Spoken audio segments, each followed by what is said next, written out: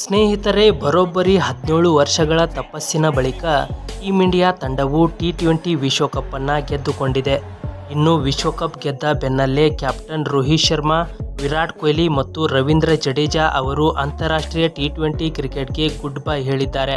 ಜೊತೆಗೆ team India ಮುಖ್ಯ coach ಸ್ಥಾನದಿಂದ ರಾಹುಲ್ ದ್ರಾವಿಡ್ ಅವರು ಕೂಡ ಕೆಳಗಿಳಿದಿದ್ದಾರೆ.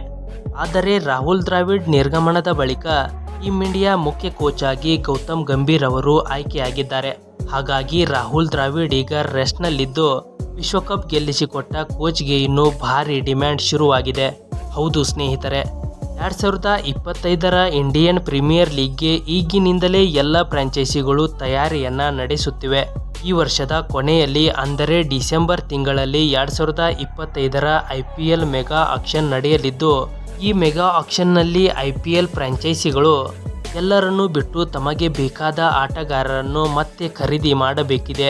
ಆದರೆ ಈ ಮುನ್ನವೇ ರಾಹುಲ್ ದ್ರಾವಿಡ್ಗೆ ಹಲವು ಫ್ರಾಂಚೈಸಿಗಳು ಮಣೆ ಹಾಕುತ್ತಿವೆ ಎನ್ನಲಾಗುತ್ತಿದೆ.